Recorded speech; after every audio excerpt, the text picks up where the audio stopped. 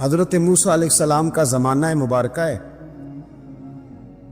ایک شخص نے اپنے کزن کو، اپنے چچا کے بیٹے کو، چچا زاد کو قتل کر دیا اور خود ہی اس کا مدعی بن کے حضرت موسیٰ کے پاس آیا کہ بتائیے جناب میرے اس بھائی کو کس نے قتل کیا ہے؟ حضرت موسیٰ نے ایک سادی سی بات کی، کیا فرمایا؟ حضرت موسیٰ علیہ السلام نے اپنی قوم سے کہا کہ اللہ تمہیں حکم دیتا ہے کہ ایک گائے ذبح کرو، گائے کا کچھ حصہ مقتول کو مارو، وہ خود اٹھ کے بتا دے گا مجھے کس نے قتل کیا ہے۔ تو اب وہ چونکہ ذبح کرنا نہیں چاہ رہا تھا، اس کو پتا تھا کہ مجرم تو میں خود ہوں، وہ ذبح چونکہ کرنا نہیں چاہ رہا تھا، اس سے کہا کہ مارو ایک حصہ گائے کا، اس کو تو جو اٹھ کے بتا دے گا۔ تو اس نے جواب کیا دیا؟ کہنے لگا آپ میرے ساتھ مذاق کرتے ہیں، کبھی ایسا بھی ہوا ہے؟ حضرت موسیٰ علیہ السلام فرمانے لگے میں اللہ کی پناہ مانگتا ہوں میں جاہلوں میں سے ہو جاؤں، ہر وقت مذاق کرتے رہنا یہ تو جاہلوں کا طریقہ ہے۔ خوش طبعی اور چیز ہے، مسکراتے رہنا، لیکن کسی کا مذاق ہر وقت اڑاتے رہنا جاہلوں کا۔ جب کہا نہیں ذبح کرنی ہے تو اب ذرا دیکھیے کرنا نہیں نہ چاہ رہے، کہنے لگے اے موسیٰ پھر آپ نہ رب سے دعا کریں کہ وہ ذرا کھول کے بتائے وہ گائیں کس طرح کی ہو، ارادہ نہیں نہ ذبح کرنے۔ فرمایا کہ رب کہتا ہے وہ گائے نہ بوڑھی ہو نہ زیادہ بچیا ہو، ان کے درمیان ہو، یعنی جوان گائے ہو، کرو جس کا تمہیں حکم دیا جا رہا ہے۔ لو اگلی بات سن لو، کہنے لگے آپ دعا کریں رب سے کہ وہ کھول کے بتائے اس کا رنگ کس طرح کا ہو، رنگ بتائیں کس طرح کا۔ قال انہ یقول انہا بقرۃ صفراء، فرمایا رب فرماتا ہے کہ صفراء رنگ کی ہو، یعنی گہرے زرد رنگ کی ہو۔ یہ رب فرماتا ہے اس طرح کی گائے ذبح کرو، فاقع لونھا تسر الناظرین، اور جب کوئی اسے دیکھے تو اسے اچھا بھی لگے، آنکھوں کو اچھی لگے وہ گائے، اس طرح کی گائیں ذبح کرو۔ لو اتنی باتیں بتا دی۔ قالوا ادع لنا ربک یبین لنا ما ہی، کہنے لگے نہیں آپ پھر دعا کریں اللہ ذرا کھول کے بتائے گائیں کس طرح کی ہو۔ ان البقرہ تشابہ علینا، ہمیں ذرا گائیں پر شبہ پڑ گیا ہے کس طرح کی ذبح کرنی چاہیے۔ وَإِنَّا انشاء اللہ لمہتدون، اگر اللہ نے چاہا تو ضرور ہم ہدایت پا جائیں گے۔ پھر اللہ تعالیٰ نے فرمایا کہ قال انہ یقول انہا بقرۃ لا ذلول تثیر الارض، گائیں اس طرح کی ہو کہ وہ کبھی کھیتی میں نہ چلائی گئی ہو، یعنی اس کو کبھی کام نہ اس سے لیا گیا ہو۔ بیل کو لوگ لگاتے تھے نا، جو کام آج ٹریکٹر سے لیا جاتا ہے وہ گائے بیل سے لیا جاتا تھا، تو وہ کھیتی باڑی کے کام نہ اس کو لگایا گیا ہو۔ ولا تسقی الحرث، اور نہ اس سے پانی نکالا گیا ہو، نہ کھیت چلانے ہل چلانے میں لگائی گئی ہو، اور وہ جو کنواں ہوتا تھا جس کے گرد گائیں گھومتی تھی وہ ہر عیب سے پاک ہونی چاہیے۔ قالوا الآن جئت بالحق، اب کہنے لگے اب آپ صحیح بات لے کے آئے، اب سوال ختم ہو گئے نا۔ کہنے لگے اب آپ بات انہوں نے ذبح کر دی، وما کادوا یفعلون، پر ایسا کرتے نظر آتے، لگتا نہیں تھا کریں گے ذبح پر ذبح۔ اچھا یہ گائیں پھر ملی کیسے؟ امام خازن کہتے ہیں کہ ایک نیک آدمی تھا، تو اس کا آخری وقت آ گیا تو اس کے پاس جو کل جمع پونجی تھی وہ ایک بچیا تھی، گائیں کی بچیا ویڑی، اس کے پاس وہ ایک بچیا تھی صرف۔ تو اس نے اس طرح کیا کہ اس کی گردن پر ایک مہر لگائی، اللہ کے نام پر بطور امانت اس نے اس کو جنگل میں چھوڑا، کہا یا اللہ میرا بیٹا ایک ہی ہے وہ بھی چھوٹا ہے، اس کی حفاظت کرنا اور میرے بیٹے کو پہنچا دینا۔ بچہ بالغ ہو گیا، اس کی ماں نے کہا بیٹا جو امانتیں رب کے پاس رکھوائی جائیں نا ان میں خیانتیں نہیں ہوا کرتی، جا کے جنگل میں آواز دے تیری گائے واپس آ جائے گی۔ اس نے جا کے جنگل میں آواز دی کہ وہ جو میرے باپ نے امانت رکھوائی تھی وہ کدھر ہے؟ وہ نشان لگی ہوئی گائیں دوڑتی ہوئی اس کے پاس آئی۔ واللہ خیر الرازقین، جب رب بندوبست کرے، جب اللہ بندوبست کرے تو پھر معاملہ اور ہوتا ہے۔ وہ گائے آ گئی، اب اس نے کیا کیا اس نوجوان نے کہ وہ گائے گھر لایا، ماں سے آ کے کہا کہ اماں یہ تو اللہ نے فضل کر دیا۔ ماں کہنے لگی پتر حالات ہمارے خراب ہیں، منڈی میں لے جا اسے بیچ دے، لیکن سودا میری مرضی کے بغیر طے نہ کرنا۔ کس کی مرضی کے بغیر؟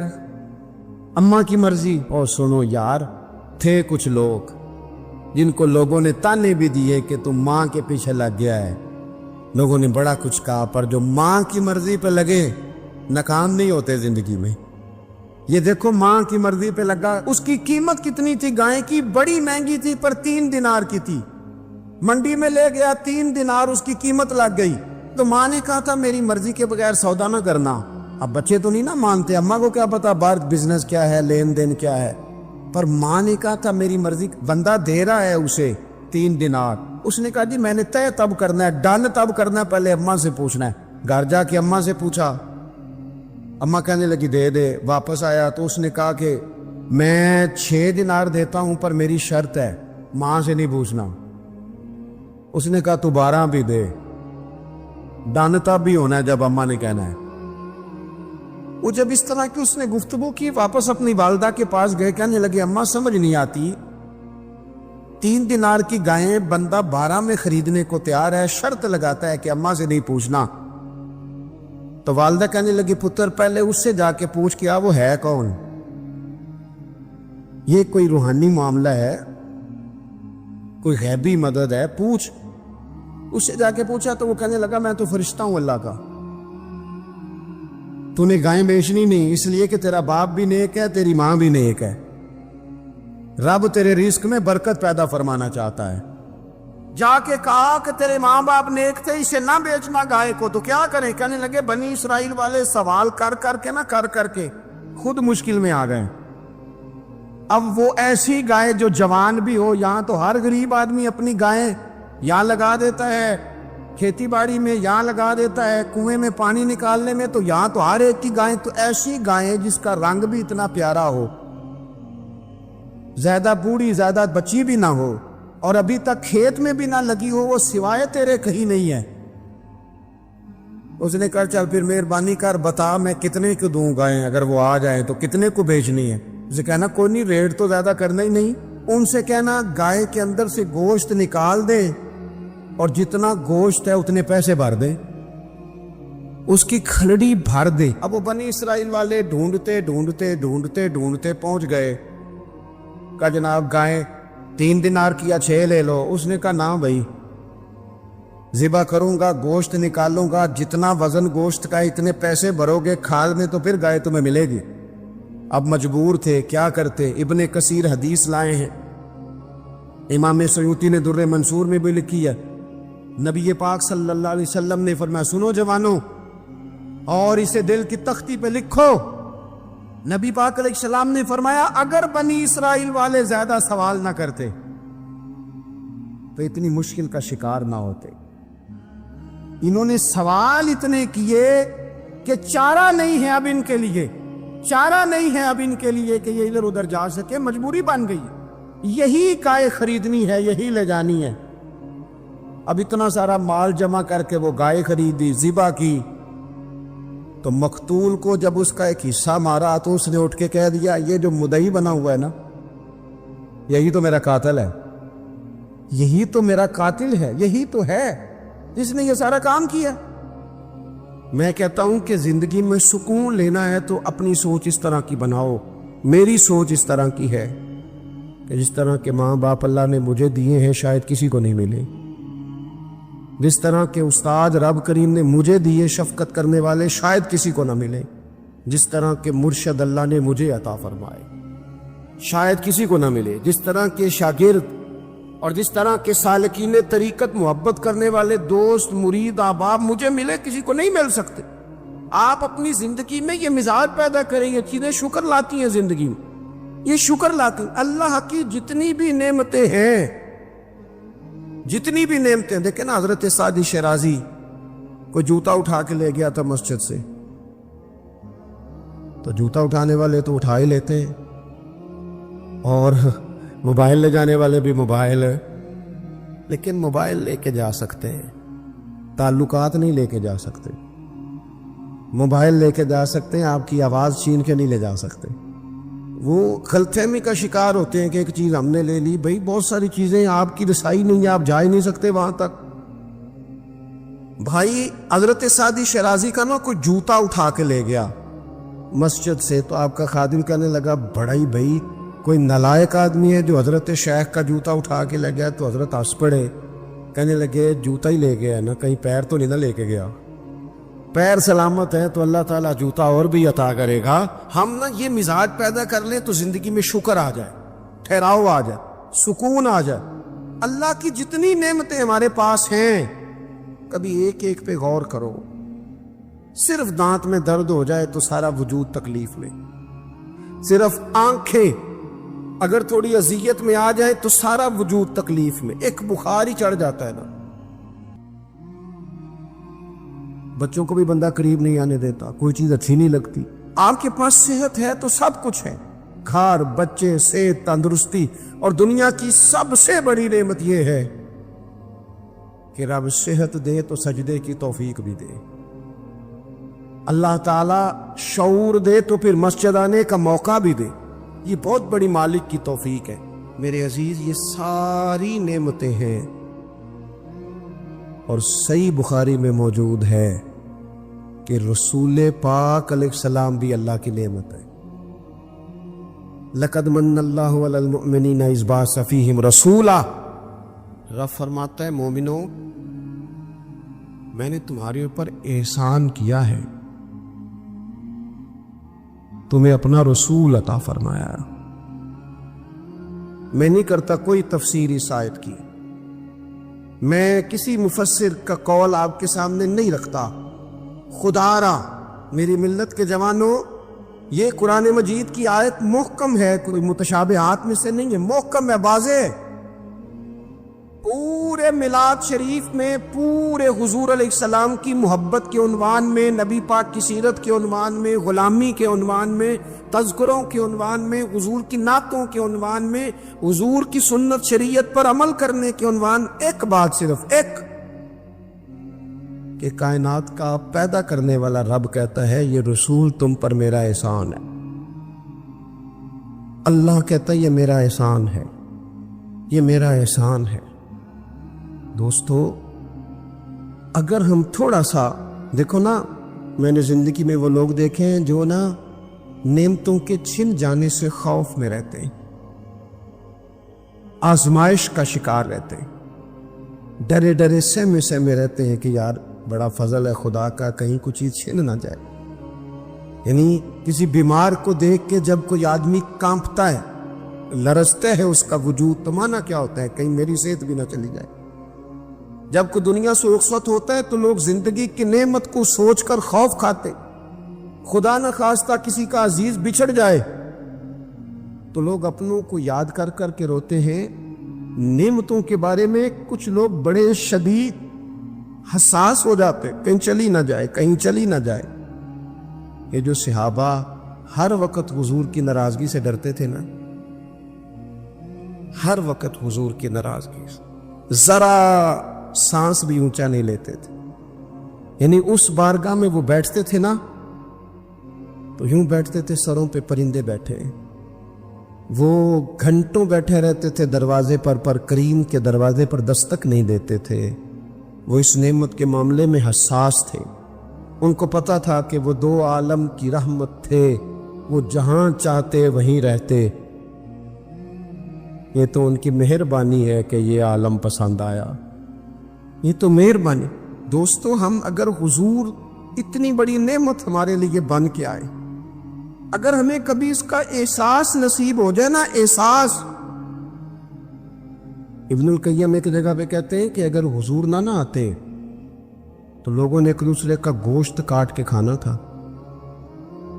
دنیا جس ڈگر پہ چلی گئی تھی نا، کتنا کچھ سخت ہوگا وہ شخص جو بیٹی کو پہلے مارتا ہی نہیں، ایک ہے مار کے دفن کر دینا، لیکن زندہ بیٹی کو یعنی زندہ بیٹی کو، میری ایک بیٹی ہے، سارے گھر والے کوئی بات کہیں تو میں ٹال سکتا ہوں، ان کی ماں کبھی کبھی کہتی ہے کہ پتہ لگے گا نا جدو تھی دی گل موڑو گے، تو میں نے کوئی پی ایچ ڈی تو نہیں کی اور بیٹیوں کے حقوق پہ، میں کوئی اس پر ایم فل کا مقالہ تو نہیں لکھ کے آیا، میں نے کوئی ریسرچ تو نہیں کی کہ بیٹی سے پیار کرنا چاہیے، میں نے کوئی دیکھا تو نہیں کلیجہ پھاڑ کے کہ بیٹی کے دل میں میرے لیے پیار کتنا، یہ دیکھا تو نہیں، لیکن یہ اتنا پیار کہاں سے آیا؟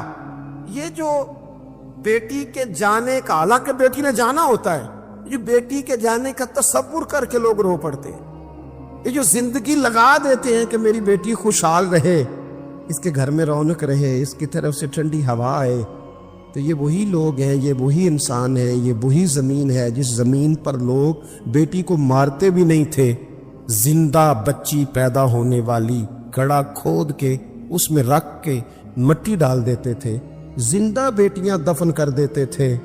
رب کہتا ہے میں نے احسان کیا تم پہ، میں نے احسان کیا، کیا؟ میں نے تمہیں اپنا رسول دیا۔ لَقَدْ مَنَّ اللَّهُ عَلَى الْمُؤْمِنِينَ إِذْ بَعَثَ فِيهِمْ رَسُولًا، میں نے تمہیں رسول دیا، اس رسول نے نہ تمہیں کر کے دکھایا کہ بیٹی کے ساتھ کیا کرنا ہے۔ جب بھی سیدہ فاطمہ آئی حضور اٹھ کے کھڑے ہو گئے، بیٹی کا ماتھا چوما، اپنی جگہ پہ بٹھایا، اعزاز دیا، کرم کیا۔ کسی کافر کی بیٹی بھی آ گئی تو رسول کریم نے چادر اتار کے بیٹی کے سر کو ڈھانپ دیا۔ رسول پاک کے گھر میں بہن آ گئی، رضائی بہن، تو محبوب نے ساری ازواج سے کہا جو جو تمہارے گھروں میں اکٹھا کر کے لے آؤ، جو جو ہے لاؤ سارا اکٹھا کر کے، اس لیے کہ میری بہن آئی ہے۔ پھر میرے قریب نے فرمایا اگر تو کہے تو تیرے لیے مدینے میں گھر نہ بنا دوں، تو یہیں رہ جانا، یہیں رہ جا۔ تو حضرت شیمہ عرض کرنے لگی نہیں حضور میں نے واپس جانا ہے۔ فرمایا جاؤ۔ عرض کرنے لگی بڑی سخت جنگ کر کے میرے قبیلے کو گرفتار کیا گیا ہے، سخت جنگجو ہیں، انہوں نے بڑی لڑائی کی ہے، بڑی مخالفت کی ہے دین کی، لیکن حضور اگر میں کہوں گی میں آپ کی رضائی بہن ہوں، میں اگر کہوں گی تو میرا سارا قبیلہ چھوڑ دیں گے؟ حضور نے فرمایا تو کہہ میں ابھی چھوڑ دیتا ہوں۔ چھوڑ دیا تیرا سارا۔ یہ کہاں سے آئی لطافتیں، یہ حسن، یہ توانائی، یہ شوق؟ مالک کہتا ہے تم نہیں بدل سکتے تھے، یہ میں نے احسان کیا، میں نے تمہیں اپنا رسول عطا فرمایا، تمہیں میں نے اپنا نبی دیا، اس نے تمہارا تزکیہ کر دیا، تمہارا باطن دھو ڈالا، میل کچیل اتر گئے۔ کما ارسلنا فیکم رسولا منکم یتلو علیکم آیاتنا ویزکیکم، انہوں نے قرآن پڑھ پڑھ کے تمہارا تزکیہ کر دیا، باطن دھو ڈالے۔ یہ محبتیں سینہ بسینہ آ رہی ہیں۔ حضور نے ایسا تزکیہ کیا ہے کہ اب دلوں میں شوق اور طرح کے ہیں، درد اور طرح کے ہیں، باتیں اور طرح کی۔ غلام بڑا مشکل کام ہے، غلام بننا۔ یہاں تو ملازمت مشکل ہے، جس کے ساتھ آپ نے باقاعدہ کمٹمنٹ کی ہوتی ہے نا، صبح 8 بجے سے 4 بجے تک کی، اور آپ کی چیزیں طے ہوتی ہیں، وہاں بھی ڈیوٹی کرنا بڑا لوگ مشکل کر دیتے ہیں۔ بعض افسران کی اخلاقی پوزیشن اللہ ماشاءاللہ اس طرح کے بڑے بڑے اچھے بھی ہوتے ہیں، لیکن بعض کی اس طرح کی ہوتی ہے کہ بندہ گھٹن کا شکار ہو جاتا ہے کہ جاؤں کہاں۔ یہ تو ہے صرف آپ، اور آپ اس میں بالکل آزاد ہوتے ہیں، سویرے فارغ ہو جائے، نہیں آتا میں یہ میرا ریزائن رکھو، آپ فارغ ہیں۔ لیکن جب لوگ غلام بنتے تھے، غلام انہیں خرید لیا جاتا تھا، غلاموں کو مارا جاتا تھا تو کوئی ان کا درد محسوس نہیں کرتا تھا، وہ کاٹ ڈالا جاتا تھا تو کوئی درد محسوس نہیں کرتا تھا، درے لے کر جتنے دل کرتا آقا مارتا، کو پوچھنے والا نہیں تھا۔ یہ دیکھو نا حالات بدل گئے۔ سیلاب تو آیا یہاں سے 5 گھنٹے کے فاصلے پر، لیکن جہاں میں نے لوگوں کو روتے دیکھا، آنکھوں میں آنسو دیکھے، بیٹیوں کو کہا، بیٹیاں کہنے لگیں ہمارے جہیز کا سامان لے جاؤ، دے دو سیلاب والوں، مائیں کہنے لگیں کہ یہ بالیاں کس کام کی ہیں اگر حضور کی امت کے کام نہ آئی، لے لو، میں نے خیرات کی۔ تڑپ گئے لوگ، وہ پردیس کاٹنے والے، اوورسیز پاکستان، وہاں بیٹھ کر انہوں نے کہا ہماری رقوم لو، تقسیم کرو ان لوگوں کے بیچ۔ یہ درد کہاں سے آیا؟ رب کہتا ہے میں نے احسان کیا ہے، تمہیں رسول عطا فرمایا، یہ میں نے احسان کیا ہے، تمہارے باطن پھیر دیے۔ کتنی کو نیکیاں کر سکتے ہیں ہم، ہمیں تو سونا بھی، ہمیں تو کھانا بھی، ہمیں تو سفر بھی کرنا، ہمیں تو گپ شپ بھی لگانی۔ اور پچھلی امتوں کی عمریں کتنی ہوئی؟ 300 سال، 400 سال، 500 سال، 900 سال۔ کیسے کرتے نیکیاں؟ کس طرح پہنچتے. اور پھر کمال دیکھو, عمریں تھوڑی, اور کنتم خیر امت, مل گئی ان سب کی امامت اس امت کو. مثلا یہ تھوڑی دیر دیکھو نا, کچھ چیزیں ایسی ہوتی ہیں جن سے ذرا 1 منٹ کے لیے اپنے آپ کو اکیلے کر کے بھی دیکھنا چاہیے. اپنے, وہ کسی نے کہا تھا بنا ہے شاہ کا مصاحب تو پھرے ہے اتراتا, وگرنہ شہر میں غالب کی آبرو کیا ہے, اس کے پلے کیا ہے اسے پتا تو ہے. جو تو بنا ہے شاہ کا غالب تو پھرے ہے اتراتا. اور درویش نے ترجمہ یہ کیا ہے کہ میں گلیاں دا روڑا کوڑا, میں گلیاں دا اوئے ہوئے. روڑا کوڑا دیکھا ہے کبھی کسی نے پلٹ؟ یہ روڑا کوڑا انہوں نے کہہ دیا, کبھی اس پر غور کرو, بدبو آتی ہے.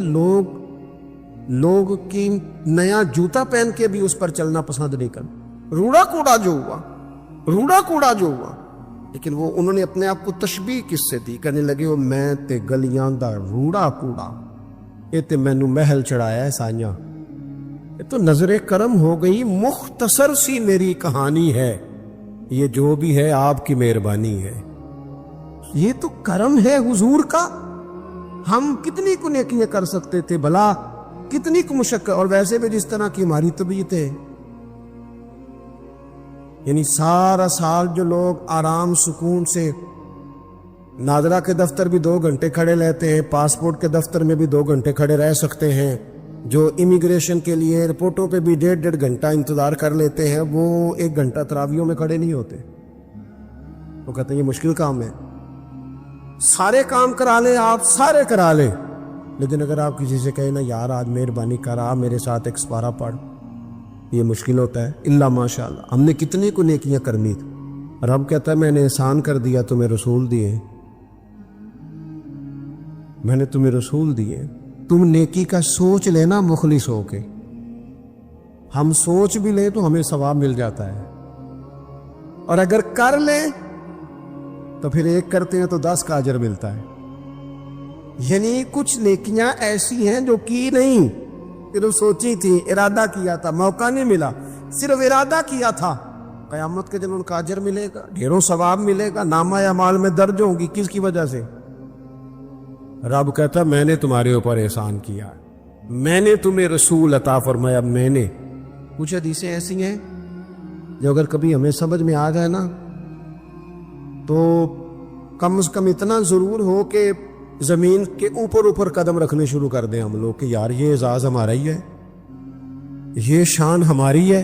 نبی کریم صلی اللہ تعالیٰ علیہ وآلہ وسلم کی برکت سے ہمیں اعزاز کا ملا. کچھ چیزیں ایسی ہیں جو کبھی سوچتا ہے نا انسان تو بڑا اوپر چلا جاتا ہے. حضور فرماتے ہیں قیامت کے دن نا کچھ لوگ ہوں گے میری امت کے جنہیں دیکھ کے نبی اور رسول رشک کریں گے,